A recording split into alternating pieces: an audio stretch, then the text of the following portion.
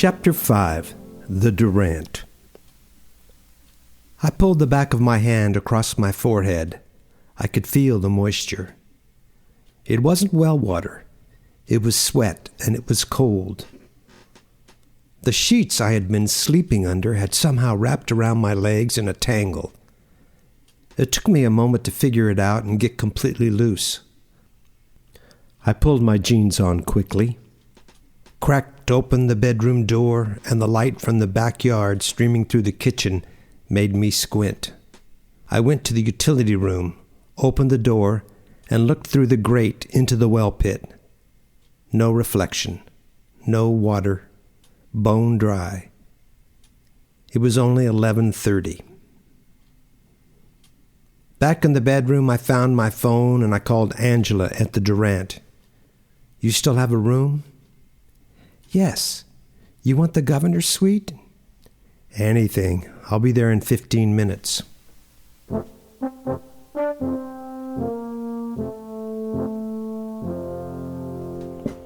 In 1885, even though Morgan was a county seat with train service from several railroad lines, it was bereft of suitable lodgings, or so Milton Becker had written 2 years earlier in the Morgan County Ledger.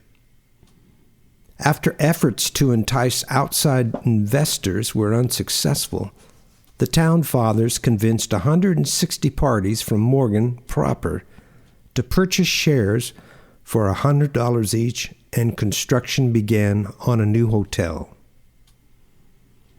When completed in 1886, the Durant was 3 stories of limestone opulence that took up the better part of a quarter of a block. The windows on the bottom floor were tall and arched at the top with beautiful capstone crowns. The second floor featured a balcony with wrought iron railings that were reminiscent of those in the French Quarter of New Orleans. The bottom floor housed the offices, a front desk, a fairly large ballroom, a smaller dining room, and a well-appointed lobby. Today, in its present form, the second and third floors of the Durant house 12 one-bedroom suites and a 3-bedroom apartment that was once the home of the owners. In its original configuration, assuming that the guest rooms were smaller than present day and bathrooms were shared, one might estimate that the Durant boasted 30 or 40 units. It appears, by descriptions at the time, that it was richly appointed and the finest hotel in the county. Morgan was the county seat, a center of commerce, and a busy transportation hub. Things were booming in the late 1800s, and the Durant flourished. The hotel was a source of pride for the city well into the 20th century, but fell into disrepair in the 1960s. It was closed in 1967 and barely escaped demolition in 1974, then divided into apartments in 1977. My general impression of it growing up was that it was rather seedy. In 2006, James and Erin Clausen, a married couple from Wichita, purchased it and invested $1.9 million in a complete restoration. Angela Clark and her husband Ray bought the fully restored property for a fairly hefty price in 2012, and today the Durant is a working hotel and a truly splendid example of authentic turn-of-the-century luxury. The governor's suite is named after Milton Becker, my wife's great-grandfather, and the same man who urged the town to build a fine hotel. He was a devout Methodist, a committed prohibitionist, and with his brother owned and edited the Morgan County Ledger. After developing considerable notoriety as a popular speaker on the Chautauqua circuit, Becker ran for governor of Kansas in 1904 and won. He was a member of the progressive wing of the Republican Party, known by some as the Boss Busters, and he fought to keep Standard Oil from controlling the natural resources of the state. The governor's suite is very comfortable.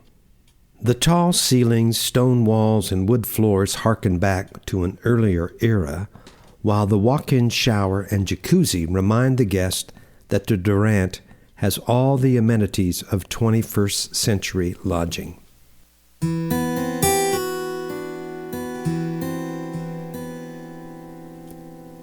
I didn't sleep too well, thinking about everything from the day before, so I was up early and got pulled together and was almost headed out the front door when Angela caught me.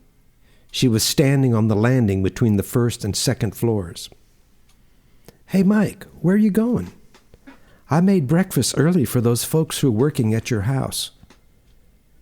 They said they needed to head out by 7. She pointed behind her with her head toward the breakfast room on the second floor. Angela Clark was considered a rock star by most of the folks in Morgan. She and Ray stepped in and bought the Durant from the Clausens, who probably found the reality of owning an inn far more challenging than they had anticipated. The Clarks saved the Durant and worked hard to keep it going. They added a restaurant that featured an upscaled menu and a bar with an interesting beer and wine selection. They sponsored cool events that Morgan had never seen: wine and cheese tastings, murder mystery nights, special prefix dinner events for Valentine's and New Year's Eve.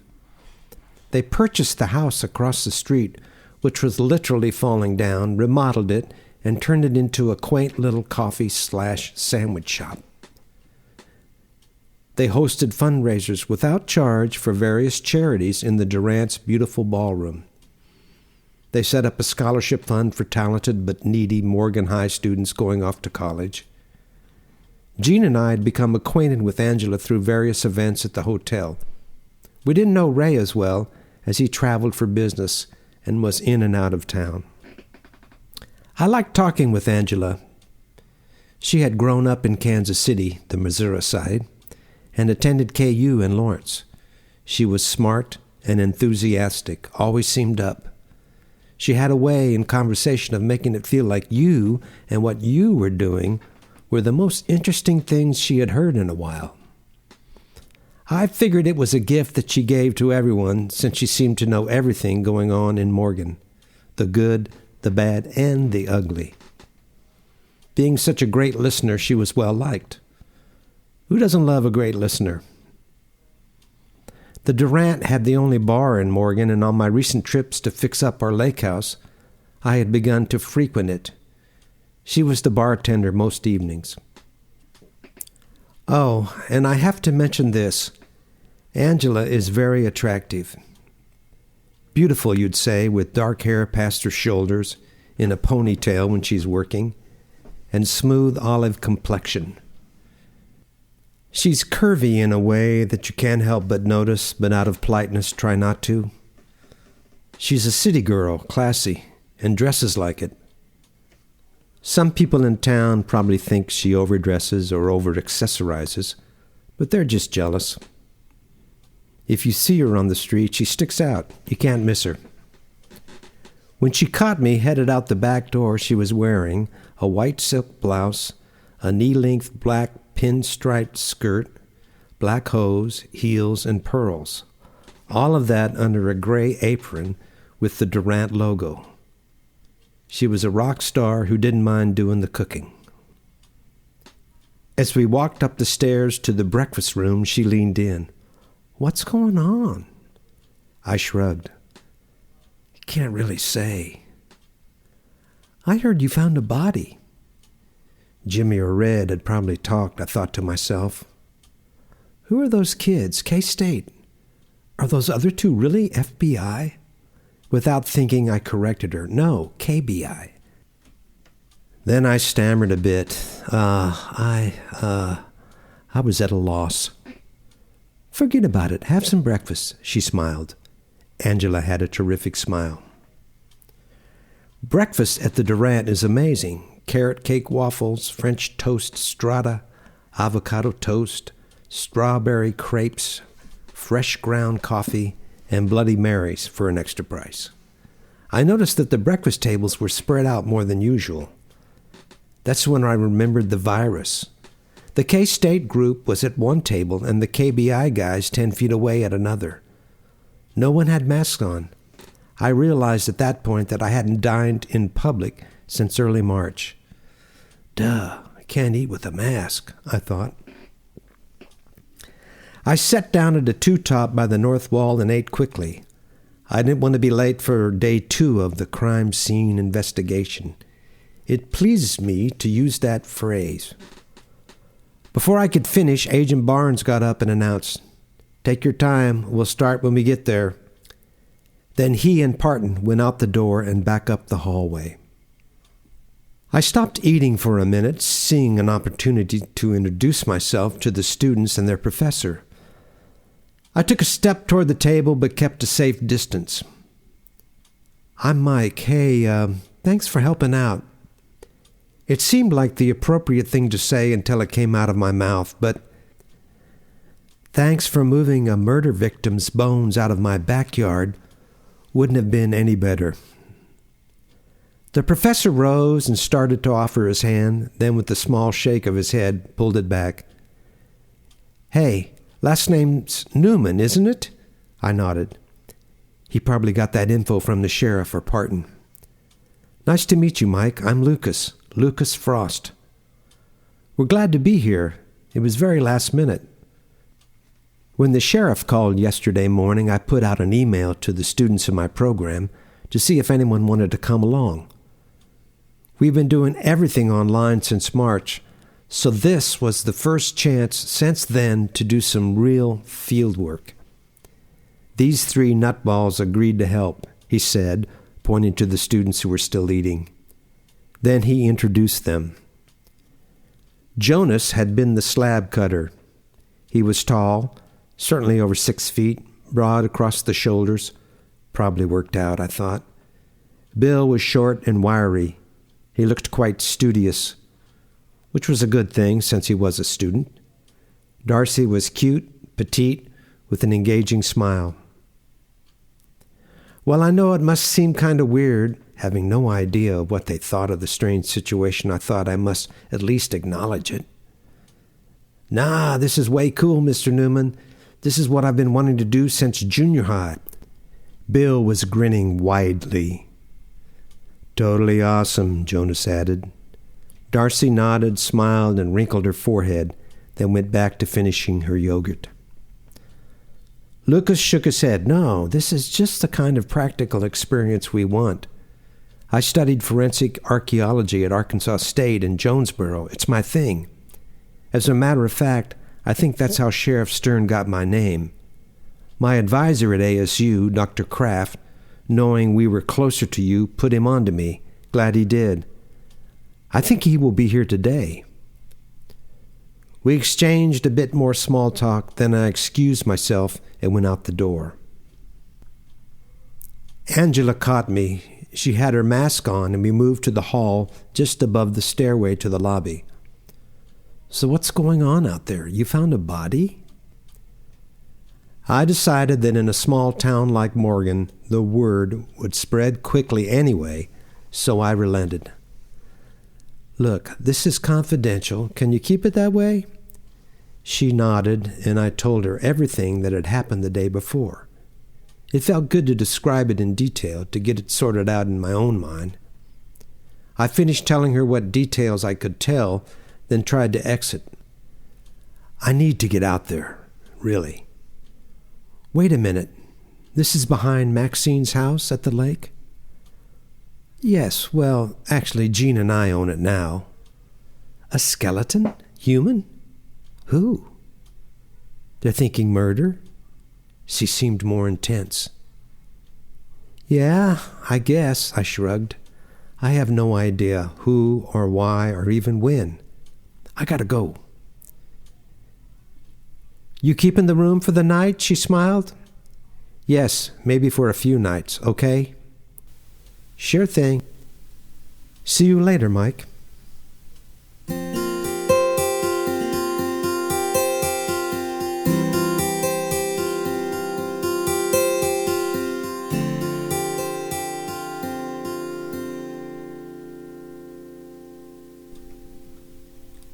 Chapter 6. No Applause. When I got to the house, things were in full gear. A van from Arkansas State University was now parked in front. With 2 vans in the driveway and 3 cars on the road, I began to wonder what my neighbors would be thinking. I thought it a bit strange no one had dropped by yet to inquire, but then I only really knew a few people at the lake, and most weekdays it was pretty quiet. The tents and the taped-off area weren't visible from the road. I really need to remember to start calling that the crime scene. Yeah, that's the crime scene. Yes, everything going on at the crime scene was pretty much hidden by the garage on the west and the TV room on the east. I figured there would be some questions at some point, and after doing a terrible job talking to Angela, I began to rehearse in my mind some possible responses. We were digging and we found some bones, so now some folks are investigating. That seemed a bit too vague. In my mind, I tried out something more formal. Yesterday, at 3 Lakeview Drive, human remains were discovered, and the authorities have been notified. An investigation is underway, and further information will be distributed as the situation unfolds. Wow, the passive voice sounds really official, doesn't it?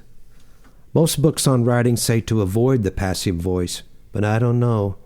It seems perfect for some situations. Mistakes were made versus we screwed up big time. Human remains were discovered versus we dug up a dead guy. I was open to another opinion, but decided that if anyone started asking questions, I was going with the passive voice. By the time I got back to the house, the tents had been dismantled, put to the side. 3 tables had been put up to the west of the hole. Each was covered with cloth exactly the size of the table. The backyard seemed crowded now, and I tried to figure out who had been added. Parton was at the jigsaw puzzle, and Barnes was in his tent typing very intently. Jonas, Bill, and Darcy were brushing dirt from the skeleton. Darcy working on the skull, Jonas at the feet, and Bill in the middle.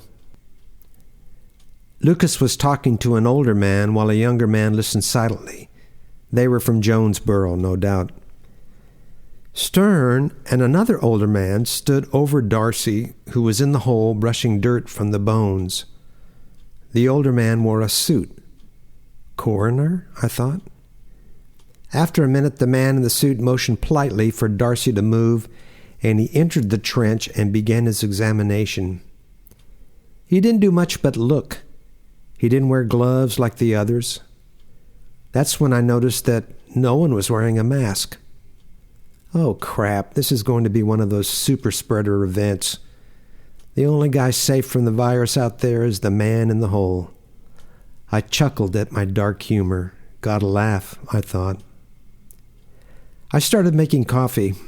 When I turned around, the coroner was gone, and Stern was knocking politely at the back door. I nodded, and he came in.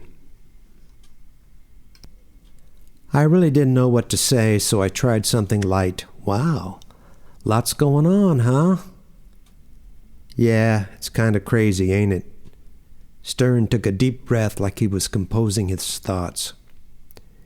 Here's the thing. That was the coroner, and he says he will rule death by homicide. Duh, what else could it be, I thought. Only later, when I had Googled cause of death, did I learn that coroners have quite a few options. Accidental death, suicide, sudden death, occupational death, death while confined, like in jail, therapeutic death, like dying on the operating table, death by malpractice, death by special circumstances, don't know what that means, and questionable death. I question that last one is even a thing. Given the fact that our man had a bullet hole in his head and was covered in concrete, I think everything but homicide was easily eliminated. Here's where it gets complicated, Stern continued. As far as we know, that slab has been there since 1949. That means that crime happened at least 71 years ago. The person or persons responsible are probably all dead. So there isn't a lot we can really do or want to do as far as that goes. What about his identity or hers? Could be a woman, I thought. Isn't that required? Aren't you or somebody required to figure out who that is and notify a family or something? Well, there is that, he frowned. Aren't there special teams that investigate cold cases like this? A small smile grew across the sheriff's face. Mr. Newman, I think you might be watching too much TV. What about the DNA? Can't they get that from the bones? I think I read that somewhere. I was talking very quickly. He pursed his lips and let out a bit of air that made the start of what I would describe as the motorboat sound. I couldn't tell if he was irritated or just tired. Yeah, we will have DNA at some point. But as far as getting a match, I can't hold out much hope. It's been 71 years at least, like I said. Look, Mr. Newman, you need to back off from this and let law enforcement do what it needs to do. All appropriate procedures will be taken. Sure, I said, noting the passive voice and thinking to myself, I just hope mistakes won't be made.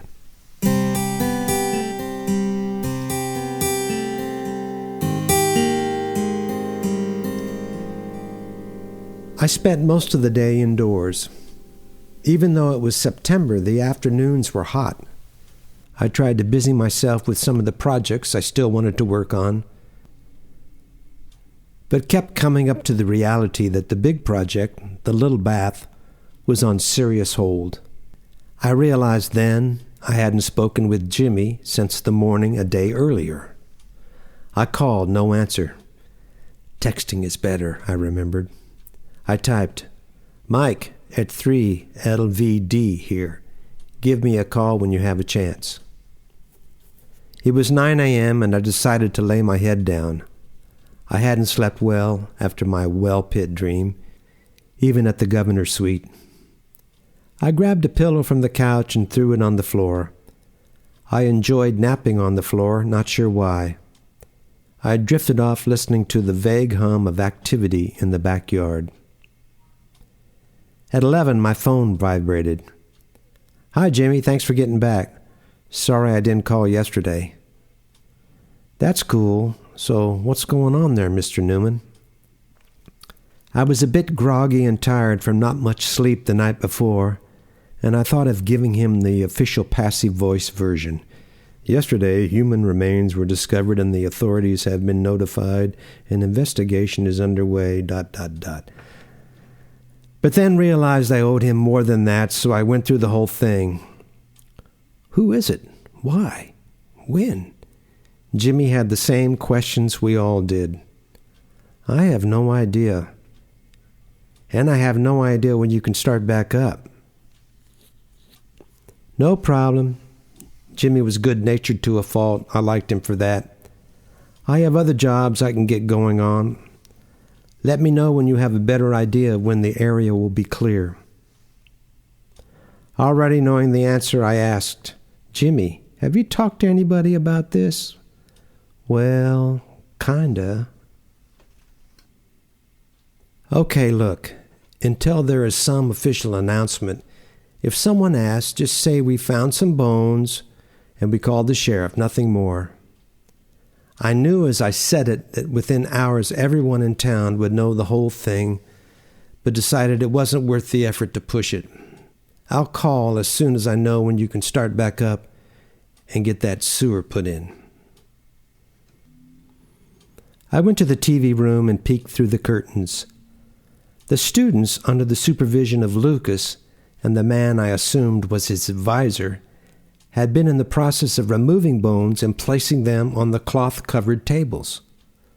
Looked like the one table for the upper body, head and arms, another for the torso, and a third for everything from the knees on down.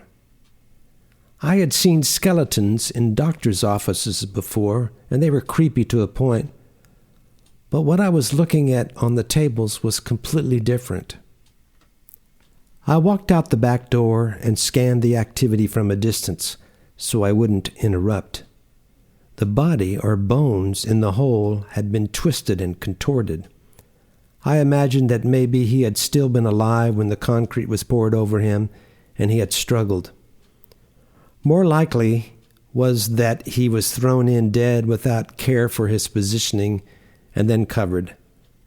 I doubt if the murderer cared about his posture. The point I'm trying to make is that on the tables, he was laid out as if he was a chart of the human skeletal system. His feet were splayed outward, and you could see all of the bones.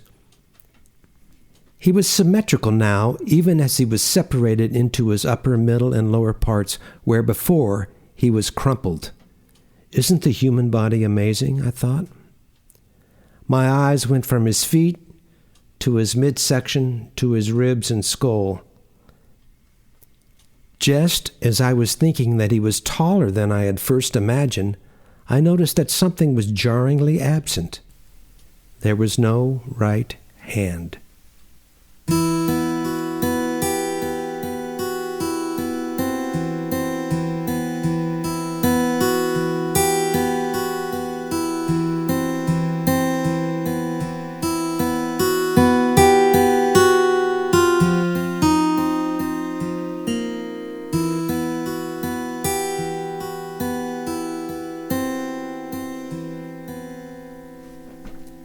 Chapter 7, The Little Bath. It had been 10 days since Labor Day, 7 days since the university folks and the KBI agents had packed up everything and left. Professor Kraft and the student from Jonesboro had left a day earlier. Lucas and the K-Staters had helped Parton and Barnes load everything into a black unmarked KBI SUV that arrived on the 10th. When it pulled up, I thought, this is more like it. Parton informed me that the contents were going to a crime lab in Topeka, but I got the distinct feeling he wasn't supposed to say anything. I had gone home to Texas for the weekend and was pleased to find on my return to the lake house that Jimmy was making good progress. The sewer line was attached, dirt was replaced in the hole, and a new floor put in place, new sheetrock on the walls, and tile was going in soon. Water lines were hooked up and had been tested. Once the tile was done, the fixtures would be installed, and we'd be ready for the next project, new sidewalk and driveway. While Jimmy worked, I went out to the concrete plant, Penny's Concrete. What you need? Once again, just as I came to the door, it was almost like something you hear in a combat zone. Who goes there? Or state your business. I tried a light approach. Okay, nice to see you again. You remember me, right? I'm the guy who doesn't know squat about concrete. Maybe humility might crack the ice. Wrong again. Penny grunted. She stared, and I couldn't really determine if she was trying to remember or intimidate. After an awkward silence, I started. Yeah, right, okay. Here's what I need. I pulled a folded piece of paper out of my pocket and pushed it in front of her. I actually had a contractor friend from high school write out the exact specifications. It included things like 6% air entrainment, aggregate size, and slump value. I had no idea what that all meant, but determined to try it on my own. I was going to build the forms, I saw it on YouTube, get the trowels from Home Depot and the boots, and what the hell, give it a shot. I need 4 yards, I said with confidence. Dimensions again, she squinted. I pulled out another piece of paper, this one I had done. It showed the surface area I had calculated for the driveway and the walk. Driveway? She asked, pointing to the largest area on my sheet. Yes. Too shallow. You need more. How much more? 4 more, 8 yards total. she said without hesitation. Really? Probably 7, but you gotta account for some waste, and if you run out before you're done, you're screwed. The whole job is messed up. Need 8 to be safe. Wow, that was the most words I'd ever heard from Penny. Okay, I paused, doing the math in my head. $90 a yard plus $60 delivery fees. All of a sudden, we had doubled the budget, and I was still doing all the work myself. From the back office, a voice almost growled, "Penny, can you get me my Coca-Cola?" "Just a minute, Daddy, I'm with a customer." Then turned back to me, her voice dropped half an octave. "What's the address? Is it in Morgan?" 3 Lakeview Drive, at the county lake. The address again. Squinting, she pulled out a map with concentric circles on it. I repeated the address. "That's in the 20s, so no extra delivery charge. When you want it." She pointed behind her to the white erase board with the grid made from the electrician's tape. At this point, it was pretty full of appointments that were halfway readable. It appeared there was plenty of business at Penny's Concrete. You just wonder how she could keep it all straight. I scanned the counter, not a computer in sight, and that board was a mess. I made the sounds you make when you just can't make up your mind. You know the ones I'm talking about. When you sort of sing with your mouth closed, but not any real tune to speak of, like, I'm not sure. I was really disappointed, since now it was back to the drawing board with the driveway project. Maybe it was just better to pay the big bucks and have it done professionally. That usually went hard against my nature. Some people say, if it's worth doing right. I tend to say, if it's worth doing myself to save a few bucks, mess it all up, and end up having to call the professionals anyway. I was confused. "I'll be back. Thanks, Penny."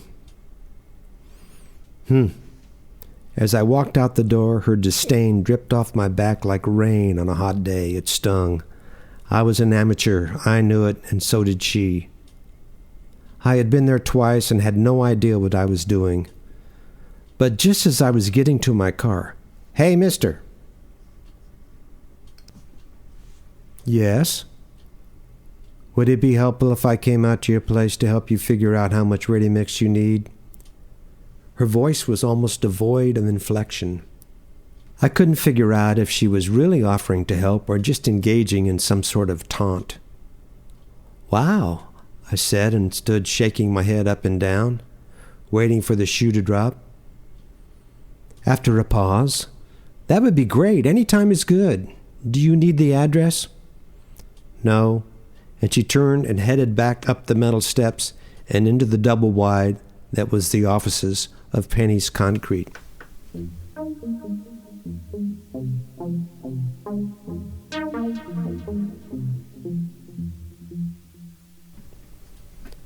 I had stayed at the Durant for most of the prior week, even after the crews were gone.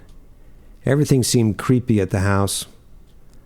I had breakfast usually at the hotel, grabbed a lunch to go at some fast food place, cooked dinner at the lake.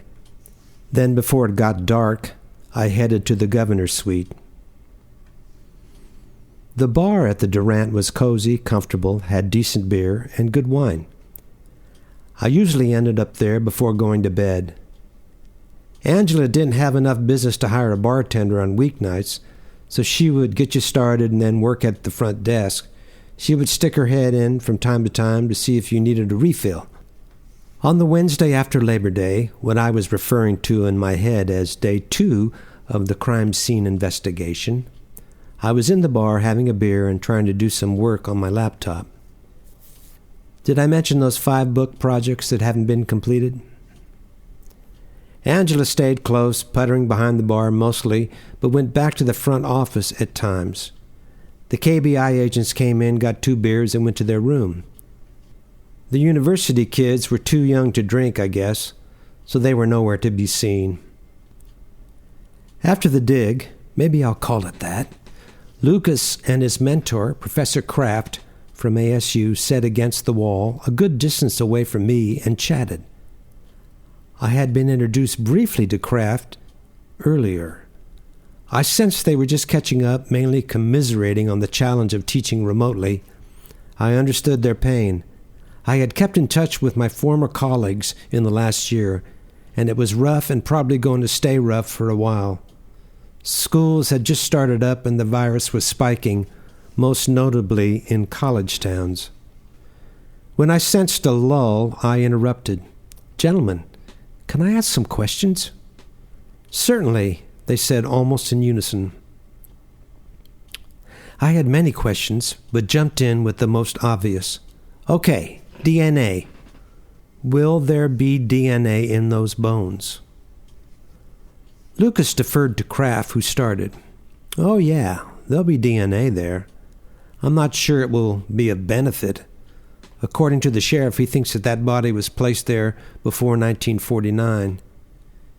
It's going to be up to law enforcement to decide how far they want to get into it." I didn't notice at first, but Angela had come back in from the front desk and was behind the bar still puttering, or pretending to. "How about sex?" I asked. Kraft jumped in. "I'm married, and although you are a very attractive man, I'm not interested." Lucas and I laughed. Out of the corner of my eye, I could see Angela chuckling as well. I took a sip of wine. "You know. Can you tell the sex of the victim?" I had definitely decided to start calling it the victim. "Sure, pretty much right away." Lucas had jumped in. Kraft nodded.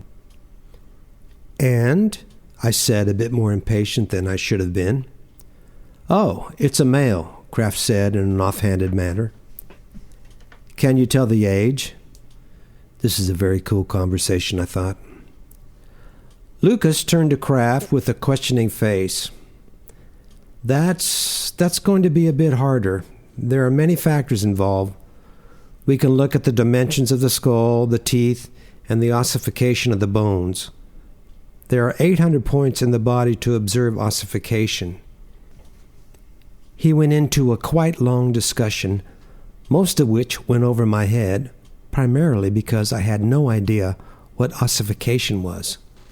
I'm a musician. I do notes, not science. But overall, it was fascinating. Angela had been listening and came by with a wine bottle to fill my glass.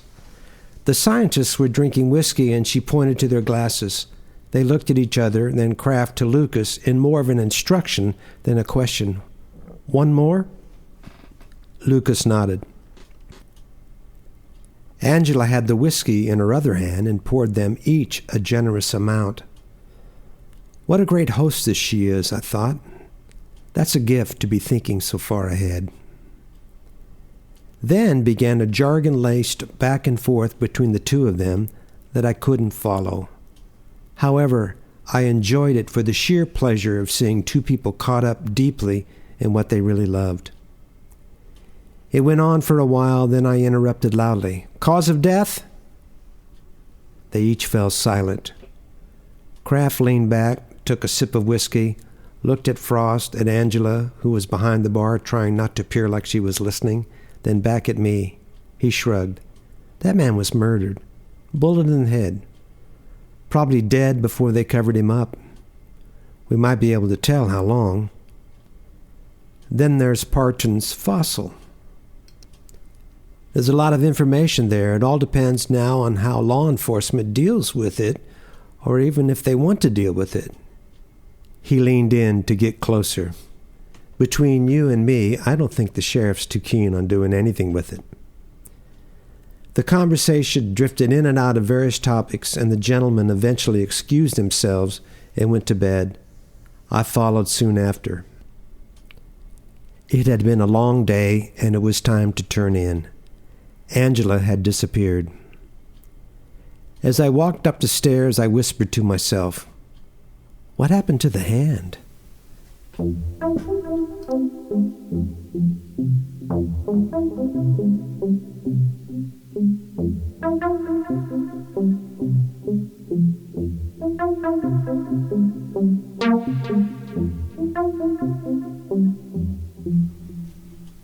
Chapter 8. The Museum. 2 weeks after Labor Day, I was back at the lake. Progress had slowed on the little bath mainly because Jean hadn't been able to decide on flooring and tile. In all the family photos taken at the lake house over the years, there was only one of the little bath. It was a black and white of Jean standing on the toilet behind her dad, who was at the sink. He is bare-chested and shaving. A very cute picture. She's about 5, I suppose, has lathered her face with shaving cream, and is mimicking her father, we assume with a bladeless safety razor. In the background is a beautifully tiled wall. Although unable to determine the color from the photo, Jean remembered the colors as being some combination of Art Deco hues popular in the 30s and 40s. That tile had been removed and replaced with plastic tile many years ago. Why, we do not know. My wife had been searching online for weeks for ideas without luck. For a minute, she thought she had found the perfect solution with a company in California that specialized in pre-owned tile. Can you believe it? Pre-owned tile. It was cool stuff, actually, but at $20 for a piece, 4 inches square, it was beyond our budget. I dropped her off after lunch at the local design shop. They had a great selection, and I knew or hoped she would be quite a while. She was usually a very patient shopper. I headed down Main Street to the Morgan Historical Museum. The museum, originally a Baptist church, is tucked into the hill which runs parallel to a creek that separates the town in half. The creek has an official name that escapes me, but growing up, we just called it Mud Creek. The name said it all. At the museum's dedication on Old Timers Day in 1961, a centennial time capsule was buried just outside the entrance. According to the museum's website, the capsule contained a program of the ceremony, photographs of city landmarks, and a Guild Centennial cookbook. I assume it will be unearthed in 2061. None of the contents sound too interesting, so I harbor no disappointment that I won't be around to see it. I had been wondering about the man under the slab almost nonstop for 2 weeks, and although I had no idea as to what I might find, something told me that the Morgan Historical Museum might hold an answer. I had an appointment with Lena Bruner, one of the volunteers, and a resident of Morgan. When I arrived, I was surprised to find the door locked. I knocked. Lena opened the door and invited me in. We aren't usually open on Tuesdays. Officially, it's Thursday through Saturday, 1 to 5 p.m. She said this as her head was still outside the door. She looked right and left down the street, as if this meeting, which I had arranged by special appointment, was some sort of top-secret rendezvous. I expected her to whisper something like, "There are people watching us," or "You can't be too careful." But instead she asked, "How can I help you?" and locked the door behind us. I had to be vague, but I didn't quite know how. I couldn't say, "We found a dead guy in my backyard and I'm trying to figure out who he is," or who he was. So I did the best I could and spoke slowly since the appropriate sentence hadn't quite formed in my head.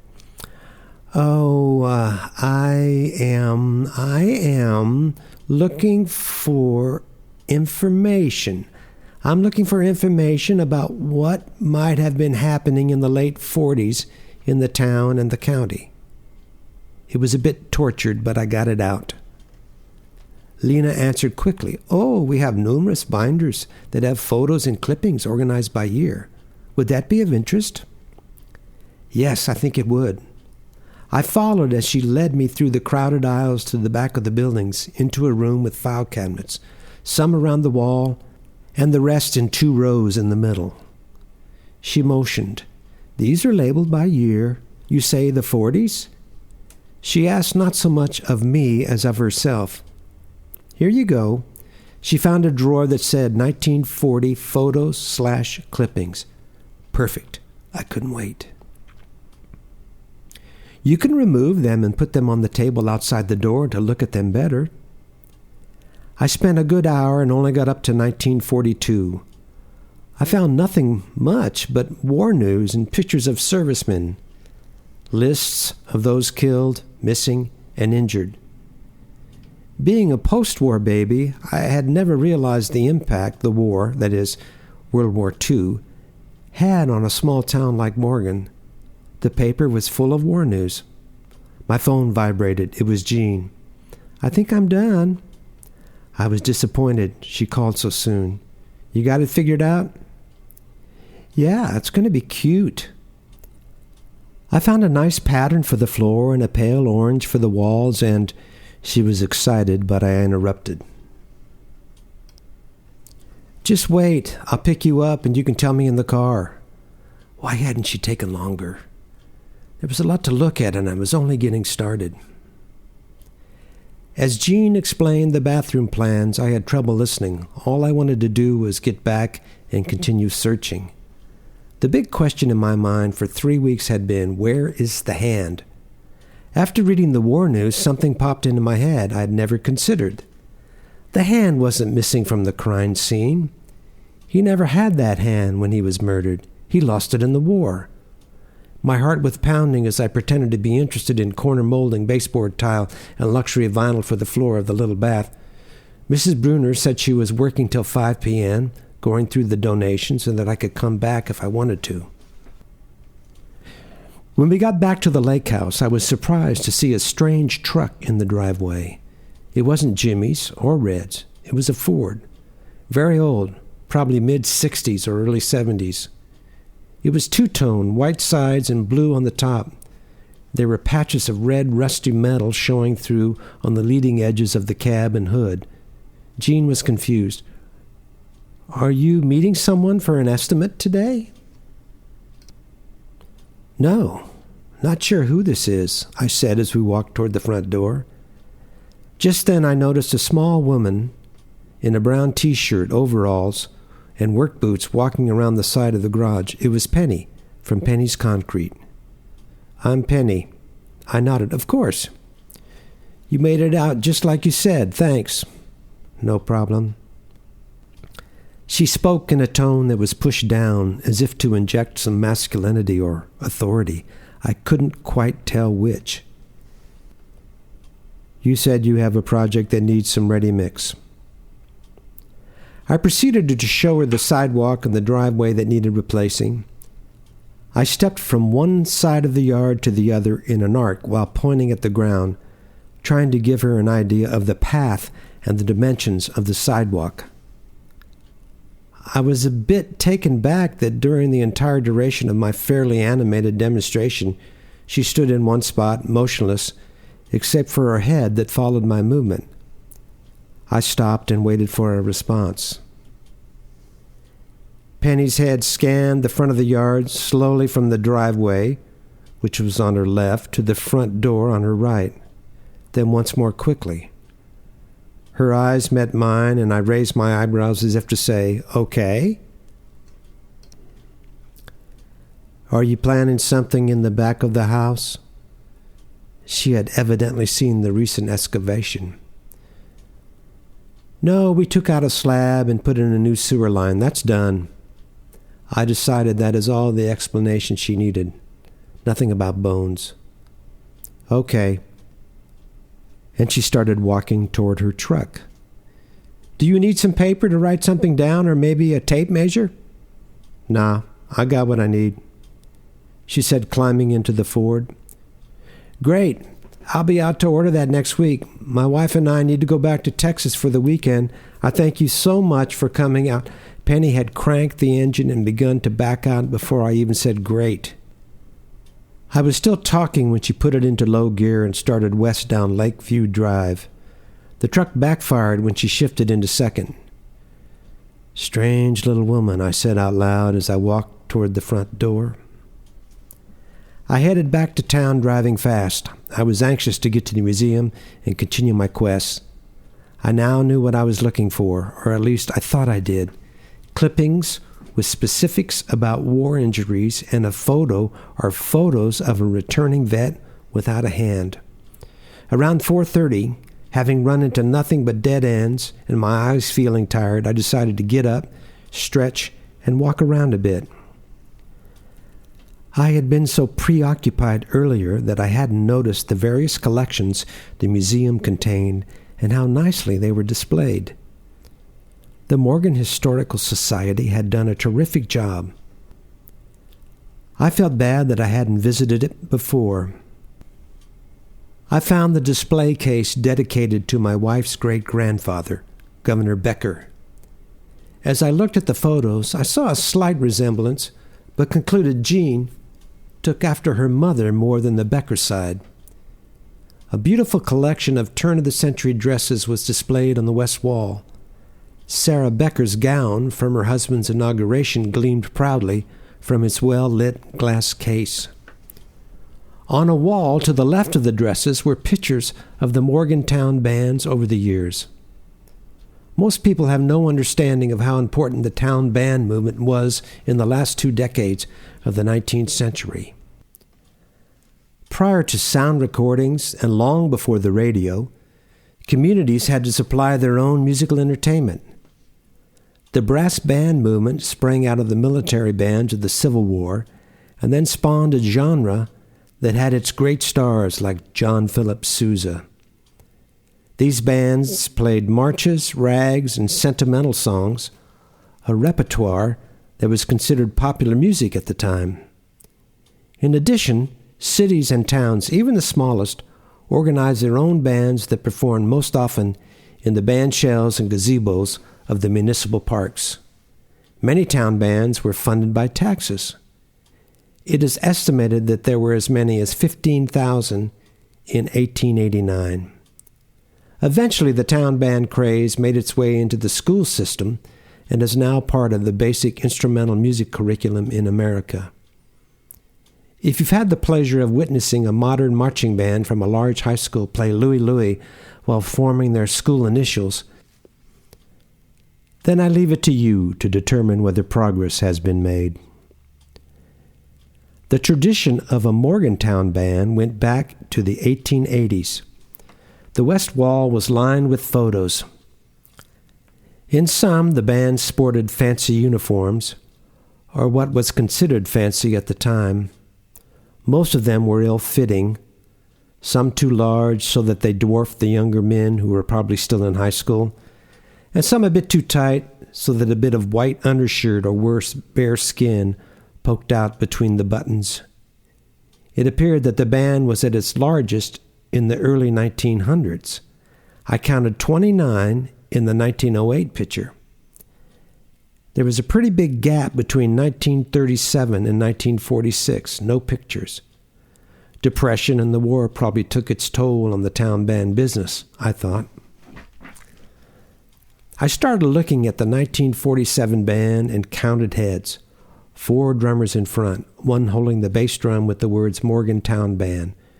To each side, woodwinds, clarinets, and a soprano sax. Oh my goodness, that's Jean's dad. I would recognize him anywhere. I don't think she's ever seen this photo.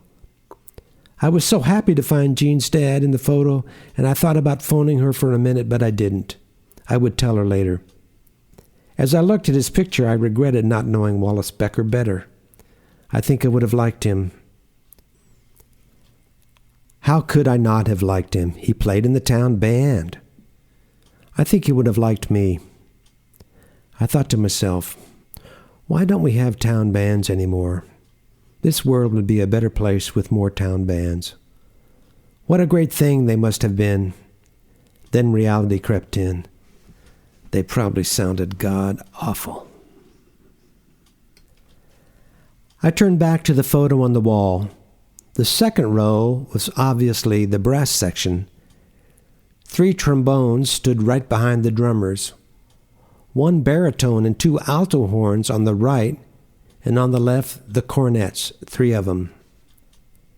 For those readers who might not know the difference, Cornets and trumpets are related and sound similar. Cornets were the main brass instrument in the concert band going back to the 19th century.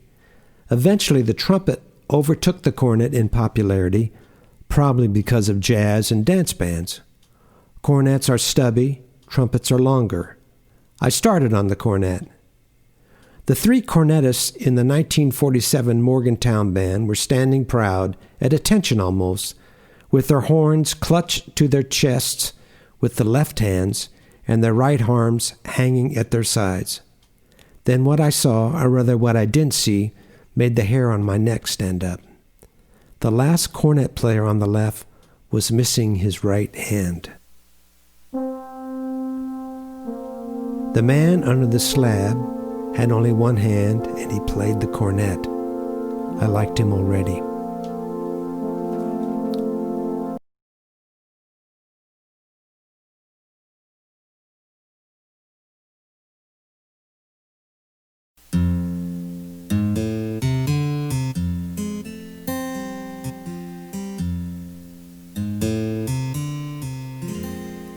Chapter 9. Back in Texas.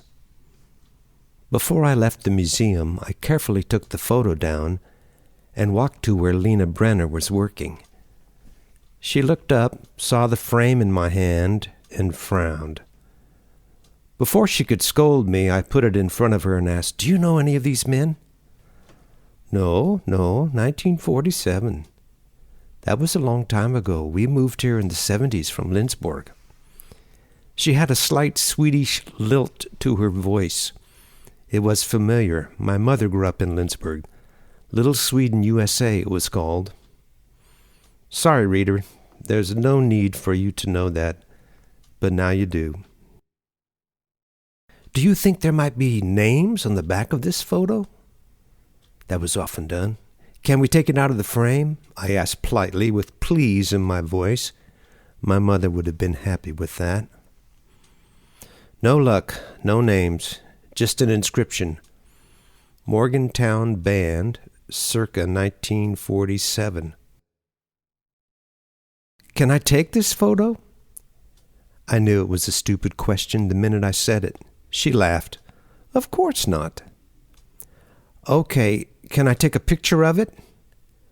I did, then zoomed in on the face of the one-armed cornetist. Using my thumb and middle finger in a motion I am at a total loss to name, I imagine somebody has invented a term for it, the zoom flick, the zoom scratch. Forget it. Not important. Here's what is important. He was very handsome, and a bit taller than the rest of the band. I'd say ruggedly handsome. His face showed that he'd spent some time in the sun. For that matter, everyone looked sunburned. Then I remembered. Oh yeah, no sunscreen back then. He was smiling proudly, and like the rest of the band, his chest was pumped out just a bit. I liked the way he looked. I tried to put a name with him. He could be a Nick, or maybe a Ned. Those are good buddy names. I wondered who his buddies had been. I drove the 5 miles back to the lake quickly, thinking of how I could stay and do more research, or as I might want to call it going forward, investigation. That sounded better. I had a face now. I needed a name. Then for a second I saw that face with a bullet hole in the forehead and got very sad. I pulled into the cracked and weedy driveway at 5:15. Jean was packed and ready to head back to Texas when I walked in. I was reluctant, but I knew we had to get back. When we turned off the lake road onto the highway, she asked, "Did you find anything interesting at the museum?" "I think so, maybe." And then we drove on listening to NPR. It was All Things Considered. I wasn't quite ready to talk about what I had found, not yet. I was afraid I might be wrong about the identity of the one-handed man under the slab. The great thing about having Jean along was having someone to share the driving. I pooped out about Perry, Oklahoma, and asked, "Can you drive for just a little bit? I need to close my eyes." I fell asleep in 10 minutes. The dream I had was strange. I was at the lake house and the lights were out. I heard a cornet playing far above Cayuga's Waters, the Morgan High alma mater. It was beautiful. I heard water running in the direction of the little bath. All of a sudden, the way things happen in some dreams, I was in the kitchen looking out the back door at Nick or Ned. I can't remember what I decided to call him. And he was playing the song on his cornet.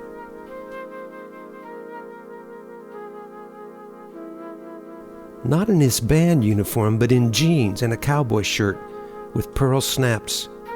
He turned around and smiled but kept playing, which is impossible to do, that is, smile while you play a brass instrument.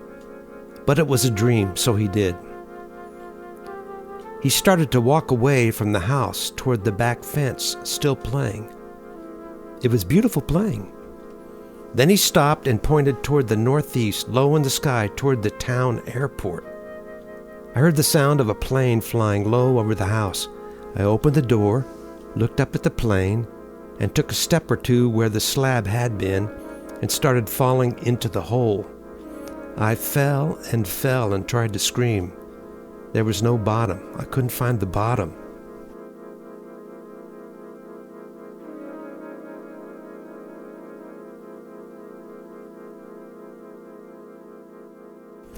"Hey, hon, hey!" I woke up and Jean was poking me while trying to steer with one hand. "Are you okay?" Her eyes moved back and forth, looking at me, then the road, then to me again. "Not really." Then, even though I felt like it was a bad idea, I began to tell her everything. I started slowly. "I think I know who he is."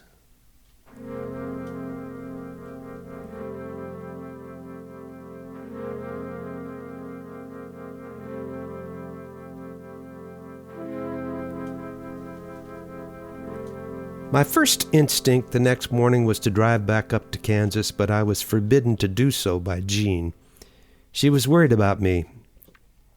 I'm a good husband and I obey most of the time. At least this time I did. "You need to let that sheriff and the KBI take care of this." I protested. "I don't think they really care.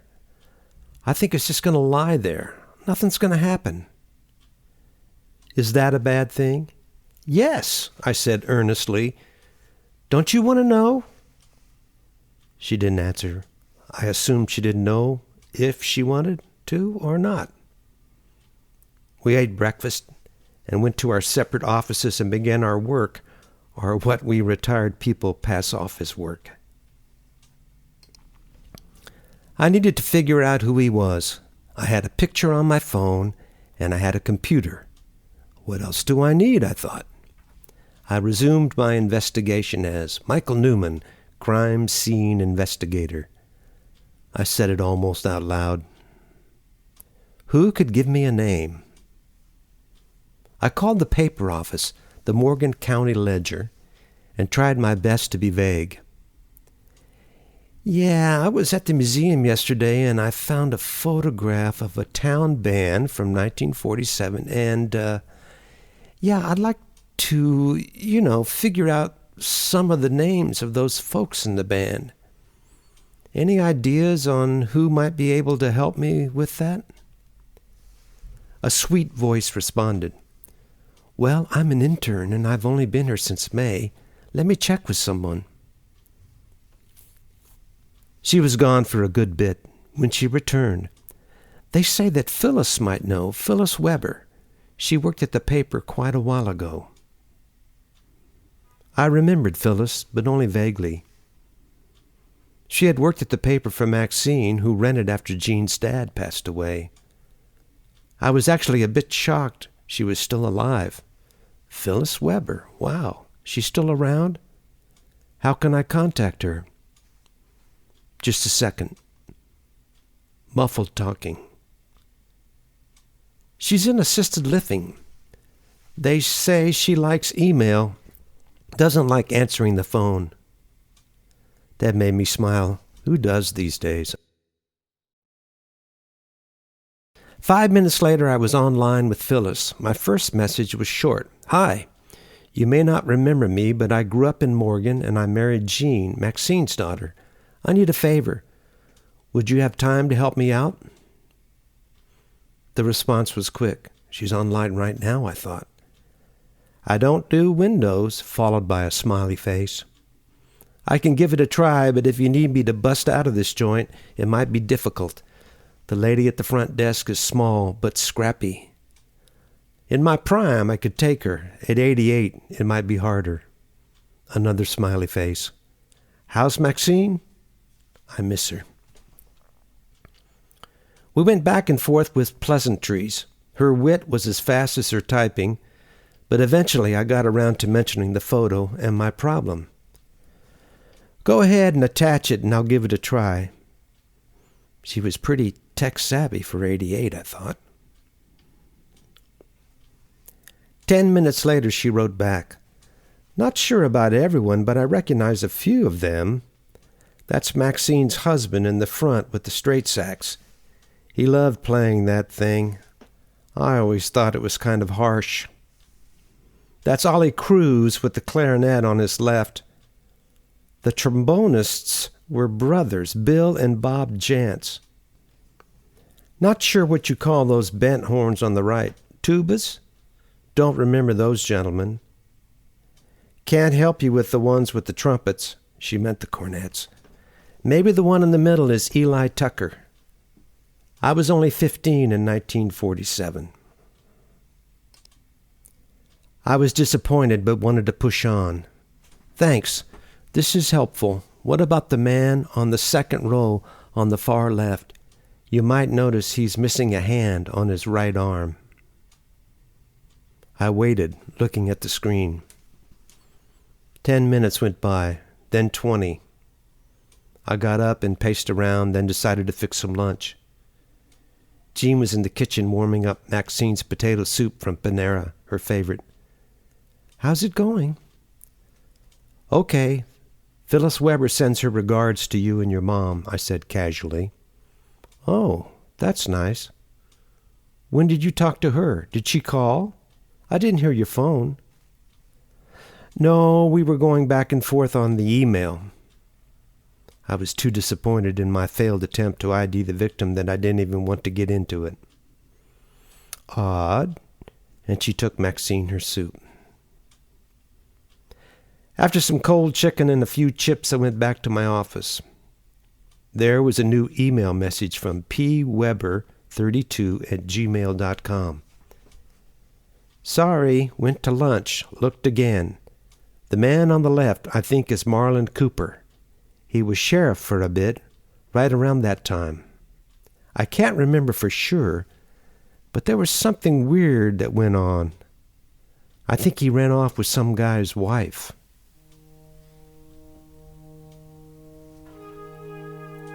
I leaned back in my chair and let out a sigh. My God, Sheriff Marlon Cooper, the one-handed lawman.